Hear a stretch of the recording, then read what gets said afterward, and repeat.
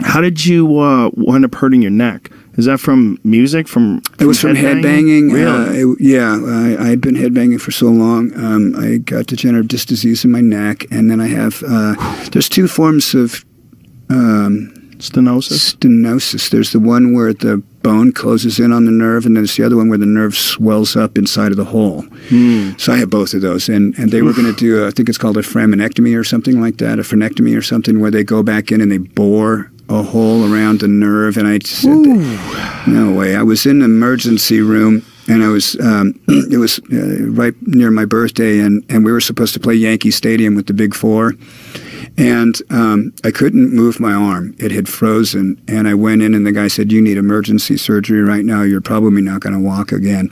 So I said, okay. And I told my manager at the time, this guy named Mark Edelman, we were managed by Irving Azoff's group up in Hollywood. And he called up and told Metallica's management that I needed emergency surgery on my spine, or that I wouldn't be able to probably play or walk again. And the guy called me a pussy.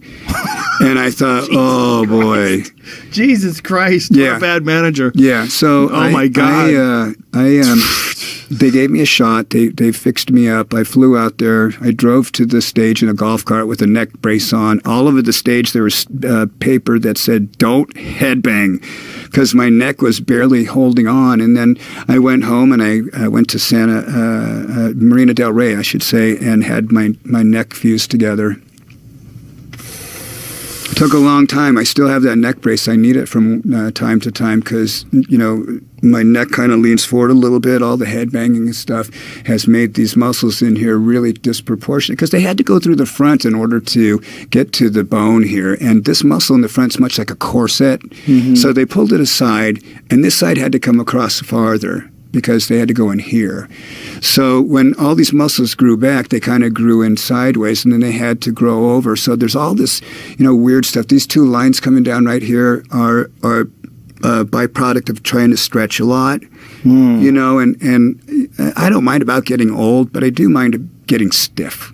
Do you do exercises for your neck to compensate for it? What do you do? Yeah, well, I have a couple of things. I have a traction device that you stick your head in, you sit down, and it pulls it up like this. Yeah, I've got one of those. And then I've got a rack that you lay on, and your neck gets slid that way. I've got another rack that you put on, and you pump it up, and the front goes up. And then I got another one that I've got one of those guns like you have at the front door, the hypervolt gun. Yeah. Those are very helpful. Guns, yeah. So, have you ever done stem cell therapies on your neck at all? Not yet. No? Not yet. I've been trying to see what's going to happen with, you know, where we're at, if, you know, with my whole situation with the cancer before I start taking on any more new surgeries or anything. Have you ever used a device called the iron neck? Have you ever heard of that? Never heard of it. It's well, the good thing about it is you're not articulating those discs, you're not moving them, but it still strengthens your neck. You put it on your head like a halo, and it has a bungee cord that attaches off the halo, and you vary the amount of tension on the bungee cord based on like the position you are in relationship to where it's connected. So if you pull back further, it's more tension. You're just using your head like this? No, you don't bend your hand back and forth at all. You turn it sideways like that's there. It is right there. See that thing like there? We'll give you one. We have one here if you want it. Excellent. Yeah. I'll take it. What you do is you pull. See how his muscles are engaged? Yeah. And then he's going to turn to his right shoulder and turn to his left shoulder. And as you do that, it strengthens the muscles on the neck, but without bending your neck forward and back. So if you have, you know, from head banging, I'm sure that area gets irritated very easily. Yeah. Bending forward and back. In the back is hot. So what this does is it strengthens your neck while it's in a straight posture. So you do this and this with it on. So it's strengthening the neck, but see how he's using it? See there? Oh, yeah. See, that's actually right here at the Onnit Gym. That's here in Austin. So as he's doing that, the tension on the actual halo itself, you vary. So in the beginning, like, you could do it very easily and build up to it, and then eventually you can get it to where, see that thing as you adjust that little dial, that red dial? Is it like a TRX2 where you're leaning out and increases the... Yes.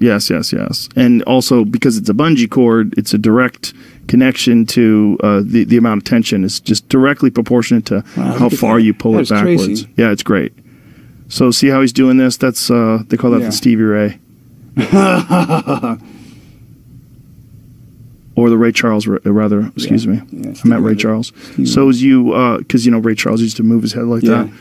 So as he's doing that, he's strengthening all the muscles in his neck, but he's not putting undue stress in a forward and backward way. Yeah. There's a bunch of different exercises you could do with it, but there's videos online. We'll give you one of those. It'll help you. But thank you. When anybody has a fucked up neck, I always have a lot of advice because I've gone through a lot of shit with my neck and luckily figured out ways to strengthen it and make it much better. But that's this sort of common thread in jiu-jitsu. So many people in jiu-jitsu wind up with fucked up discs.